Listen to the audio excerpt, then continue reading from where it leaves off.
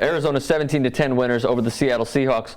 Something that I saw with the Cardinals, aside from, by the way, Jank came on here last week and he said, oh, I'm not a huge fan of Carson Palmer, but he's limiting the turnovers. Oh yeah, he had 4 interceptions this week. 3 in the first half, 2 of them in the end zone, by the way. It's amazing that they won that game. I'm amazed too. So they snapped a 14-game home win streak for the Seattle Seahawks. One thing that I noticed, and ESPN also picked up on, was that Marshawn Lynch just hasn't been himself these past few weeks.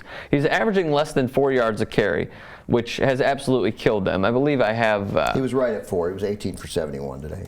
Weeks 11 through 16, yards per game, less than 58 yards per game. Yeah, yards per rush, 3.3, and first downs per game. Weeks 1 through 10, 5. Weeks 11 through 16, a little less than 3. I think that I thought the Seahawks were going to go to the Super Bowl if they were able to secure home field advantage. They with a win. Still can. At home against Tampa Bay, I think they will secure home field advantage, and I think they will go to the Super Bowl. But there have been like the inability of Lynch to get going, and losing at home to a good team, but not a great team by any stretch of the imagination. Team. A very significantly improved team, but a team without a great offense.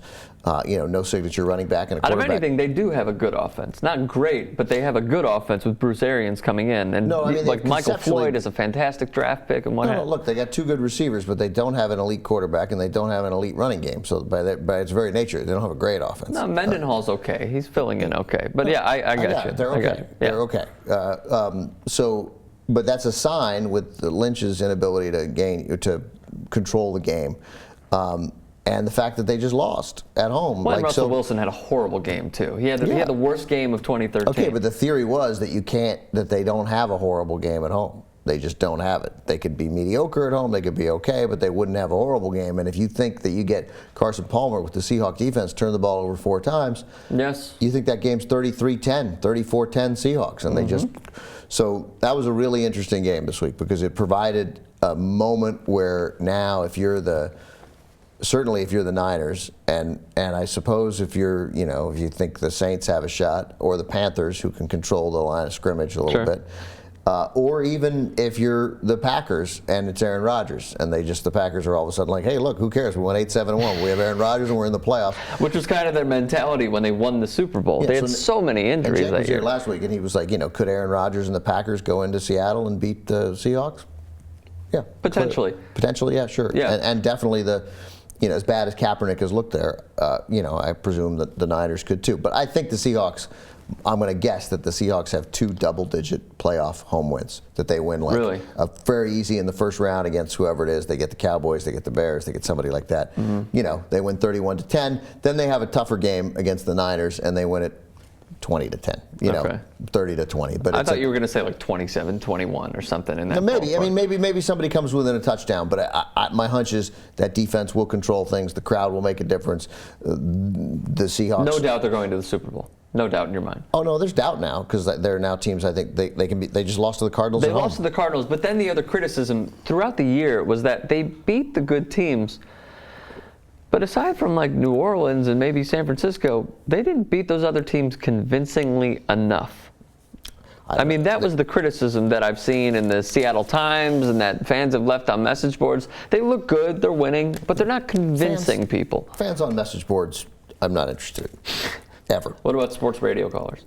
Well, the letter, it takes less of an incentive, and at least you're engaged in a dialogue. But fans think you should beat everybody 38-10. The other teams try and win too. Bruce Arians is a great coach. The Cardinals have. He's a great coach.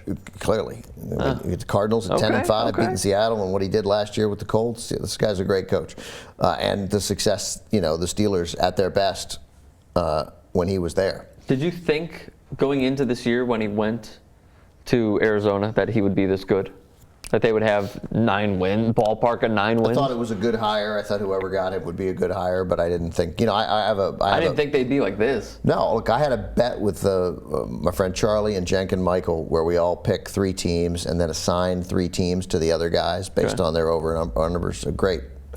And then, each win is worth a certain amount of dollars, but it's all based on, I took the Cardinals. They were 5.5. Nice. So that's like that was the big move that anybody made, is that they already got 10 wins. That's 4.5 over their number from each of those guys. That's money, baby. Well done. Yeah, exactly. Monopoly money. Well, that's real money. We can, Oh, that's real? Right. No, those are, Okay. that's taking money from my friends. Good to know. That's real money. By the way, yeah. Seattle, since the New Orleans win, here are their averages, pretty surprising. 16.7 points per game, 261 offensive yards in the last 3 games. Their season averages were 26 points per game and 343.7 yards per game. Interesting stuff. They're interesting. Yeah, they are interesting. And by the way, just so everybody knows, the other 2 teams I took were the Browns and the Bears. So Well done. the Bears are right at their number. The Browns have. Yeah, totally.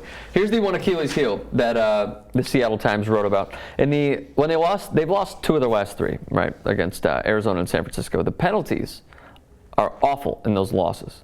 So they went 9 penalties for 102 yards in the loss yesterday. In losses, they averaged 90 yards and 7 penalties. So if it's in the ballpark right there, odds are, at least what history is showing us this year, they're probably going to lose. Yeah, and and it's they're very well coached teams, surprised to make that many mistakes. But look, it happens. No one is there's no 2007 Patriot team. There's no completely dominant. There's no even Colt team that we thought were dominant in all those years, and then it turned out they weren't dominant when the playoffs rolled around. Yeah. So, but I still think that the Seahawks at home, I think home field advantage matters. Just got to beat Tampa Bay. Because everybody can beat everybody else in this league so consistently. I think that being able to play at home when you have a significant home field advantage like they do, like the Saints do, makes a huge difference. I think they'll get it, and I think they'll win both.